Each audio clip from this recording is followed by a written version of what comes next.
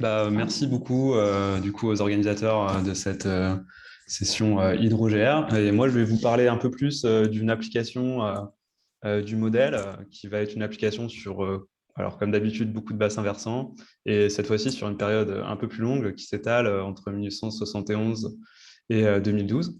Et donc, c'est extrait de mes travaux de thèse qui ont été réalisés à l'INRAE il y a 2 ans et qui avait été cofinancé par la Compagnie nationale du Rhône. Alors, un tout petit peu de contexte pour commencer. Pourquoi on cherche à étudier le passé et à construire des reconstructions et des réanalyses hydrologiques dans le passé? Premièrement, pour essayer d'identifier des événements extrêmes de référence. Donc là, on voit une petite comparaison avec une crue de la Seine en 1910 et en 2016. Et donc, avoir des informations sur le passé, ça nous permet de mieux gérer les événements qui arrivent actuellement et éventuellement dans le futur. Ça permet aussi de révéler la variabilité hydrologique du passé. Donc, on voit une petite chronique ici des débits annuels de la Loire à Montjean-sur-Loire.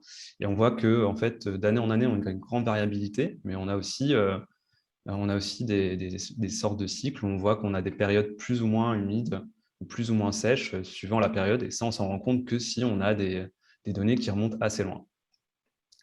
Donc, ça met en avant le besoin d'informations locales et qui couvrent une longue période. Donc, pour essayer de retirer ces informations, on peut essayer de regarder dans différents aspects. Donc, je vais parler un petit peu des ingrédients de la thèse. Donc, les premiers, ça va être sur quoi ça porte. Ça va être du coup 661 bassins versants qui sont faiblement anthropisés, qui possèdent de suffisamment longues chroniques d'observation et de bonne qualité, et qui couvrent un ensemble de contextes hydroclimatiques, au moins à l'échelle de la France. Donc, vous voyez là une petite carte de ces bassins versants.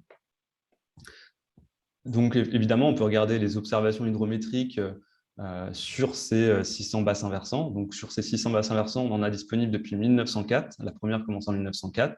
On les a au pas de temps journalier. Et donc là, on peut voir une petite courbe de l'évolution du nombre de stations disponibles. Et on voit qu'avant les années 1970, on n'a pas grand-chose. Et donc, on a un petit peu de problème à reconstituer l'hydrologie du passé juste en se basant sur les observations, vu que ça va être discontinu à la fois dans le temps et dans l'espace, suivant les stations qui sont disponibles. On peut se tourner vers des informations plus climatiques. Donc là, par exemple, il y a dans la thèse la analyse Fire Climate qui a été créée. Donc là, ça couvre une longue période, 1871-2012, de façon continue. C'est une réanalyse qui est haute résolution, à 8 km de définition, qui est journalière et ensembliste, donc qui possède 25 membres. Et donc, on peut voir un petit exemple là pour le 30 septembre 1933 de cette réanalyse, où on a un bel événement Sevnom. Mais ça, c'est de l'information qui est uniquement climatique, et donc il va falloir faire le lien entre le climat et l'hydrologie. Et pour ça, on va utiliser un magnifique modèle.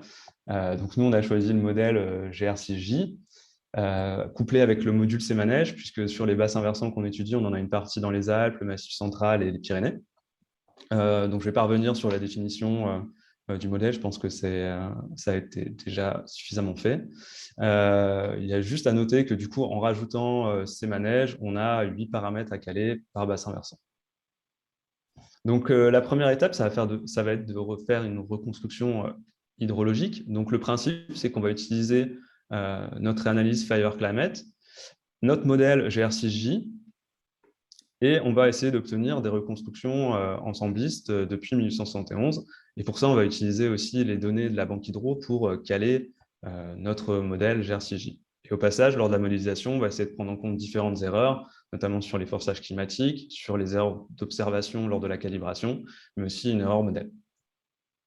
Donc la première étape, c'est la calibration. Donc ça se fait sur la période 1976-2006.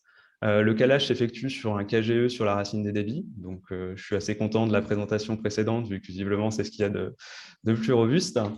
Et on va réaliser en fait de multiples calibrations en prenant en compte donc l'incertitude sur les fortages, donc avec 25 membres, et sur les observations, en fait on va venir perturber les observations avec une erreur à 15%. Et on va associer de façon aléatoire un membre de la réanalyse Fire Climate avec une chronique d'observation perturbée pour obtenir 25 jeux de paramètres. La seconde étape, c'est la simulation. Donc, on utilise nos jeux de paramètres avec nos modèles hydrologiques. Et cette fois-ci, on étend de 1871 à 2011. Et encore une fois, on va faire passer l'ensemble des membres de Fire Climate dans le modèle hydrologique. Et on va aussi utiliser les 25 jeux de paramètres. On a décidé de limiter quand même le nombre de membres et de pas arriver à… Là, on arrive vite à des nombres de membres assez importants si on fait tous les croisements, plus de 600. Et donc, on a encore une fois associé de façon aléatoire un membre de FireClimate avec un jeu de paramètres. On a regardé un peu la sensibilité à ça et en fait, on obtient 25 membres à la fin et c'est suffisant pour représenter cette variabilité. Ensuite, on a défini une erreur modèle, puisque même si on a des modèles qui fonctionnent plutôt bien, on ne peut jamais reproduire exactement la réalité à l'aide des modèles. Et donc, notre erreur modèle, elle se base sur une comparaison entre les observations et les simulations sur la période de calibration, donc environ un peu plus d'une vingtaine d'années.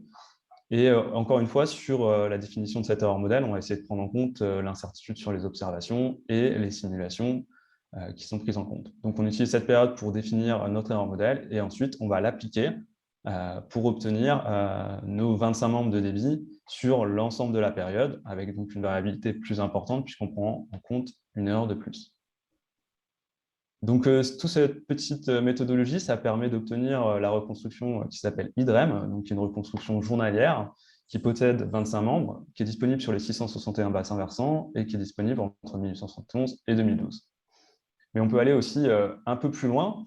On peut repartir de cette reconstruction IDREM et on peut assimiler des mesures hydrométriques, puisque, comme on l'a vu dans le passé, sur nos bassins versants, il y a des mesures hydrométriques depuis 1904. Et donc, on peut les intégrer à nos reconstructions pour créer une réanalyse qui s'appelle FireHydro, qui est une analyse ensembliste de débit journalier. Alors, rapidement, pour ça, on utilise un fil de Kalman d'ensemble offline. Je ne vais pas rentrer dans les détails un peu mathématiques et les équations de la simulation, mais juste pour vous montrer un peu comment ça fonctionne. En fait, on a ce qu'on appelle une ébauche. Donc, nous, ça va être IDREM sur différentes stations avec nos différents membres. On va avoir nos observations et leurs incertitudes associées. Et en fait, on va contraindre notre ébauche par ces observations, là où on en a, mais on va aussi propager cette information dans l'espace à l'aide des covariances spatiales qu'il y a en fait, entre notre station 1 et notre station 2. Donc, ça permet, à l'aide d'une observation, de contraindre autour sur les bassins versants qui se trouvent corrélés avec cette station. Quelques éléments de méthodologie juste sur la réanalyse. Donc, on a mis en place une localisation anisotrope. Donc, en fait, là, c'est un petit exemple sur un bassin des Cévennes en rouge. En fait, ça veut dire qu'on va chercher de l'information sur les observations qui sont situées que sur les bassins corrélés. Donc là, ici, plutôt sur les Cévennes. On a donc défini une erreur d'observation qui est de 15% de l'observation du débit, donc comme précédemment.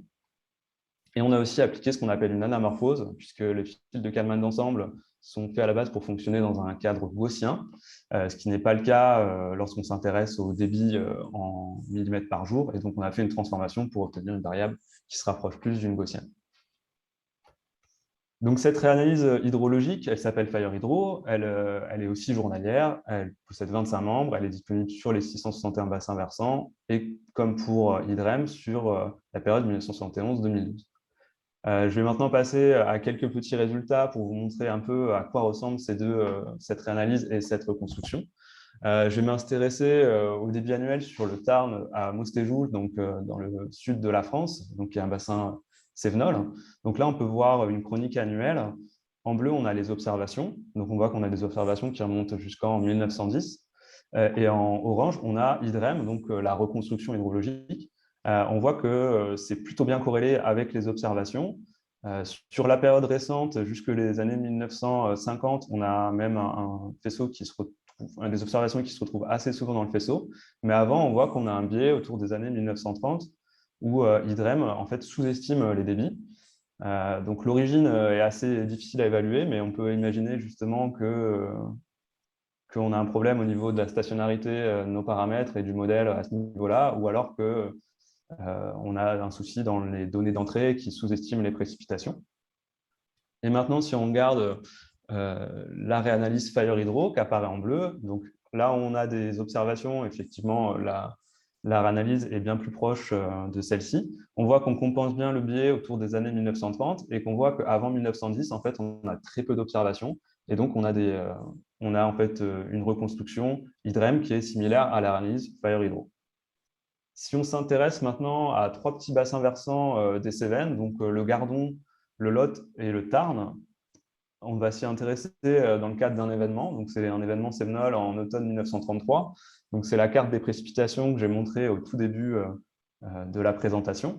Et donc, on a des observations uniquement sur le Tarn, sur cet événement séminal. Donc, on voit bien que c'est un bel événement séminal qui monte sur 1 ou 2 jours. Et on va voir que si on regarde Hydrène, on a des faisceaux cette fois-ci sur les 3 bassins. Donc, on a des informations sur les 3 bassins. On voit bien qu'il y a un événement séminal sur les 3 bassins et que globalement, sur le Tarn, on a des observations qui sont bien comprises dans notre faisceau. On voit qu'on a un petit retard au démarrage de l'événement et qu'on a aussi quand même des incertitudes qui sont assez importantes au niveau de notre faisceau sur la reconstruction de cet événement. Et si on regarde maintenant l'analyse Fire Hydro, donc sur le Tarn, on voit qu'on est bien contraint par les observations. On récupère bien un démarrage un peu plus tôt et un pic et des incertitudes qui sont plus faibles. Mais on voit également que même si on n'a pas d'observation sur le Gardon et le Lot, on voit qu'on a un effet important de la simulation, notamment sur le Lot, où on avait en fait un pic de crue qui était le 31 septembre, ce qui ne semblait pas forcément cohérent avec ce qu'on voyait sur le Tarn. Et on voit qu'avec l'analyse Fire Hydro et l'intégration des observations, on récupère en fait un pic de crue qui se situe bien le 30 septembre. Donc, pour conclure rapidement sur les reconstructions Hydrem et l'analyse Fire Hydro, les bons points au niveau de cette analyse, c'est que ça montre qu'on a une bonne reproduction des événements extrêmes. On a aussi une bonne reproduction des variations décennales. Donc là, je ne l'ai pas montré dans la présentation, mais ça a été étudié dans le cadre de la thèse. L'avantage notamment de Fire Hydro versus Hydrem, c'est qu'on a une dispersion plus faible dans Fire Hydro. Donc on rajoute de l'information via les observations hydrométriques et ça nous permet de réduire l'incertitude présente dans nos reconstructions.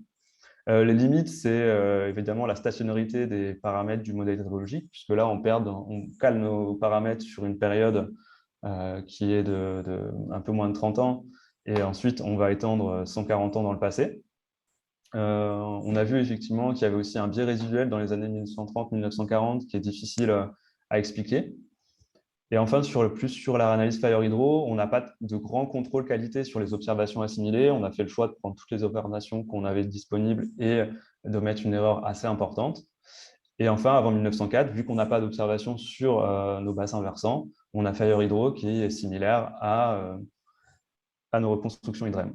Et je termine juste par une petite question qui a été un peu les grands débats de la thèse et qui est, je pense, assez difficile. Quand on se retrouve dans le passé à faire, en fait, à assimiler un peu tout ce qu'on peut, à utiliser un peu toutes les données, on se demande un petit peu comment on fait pour valider alors qu'on utilise toutes les observations, toutes les reconstructions, etc. Voilà, je vous remercie.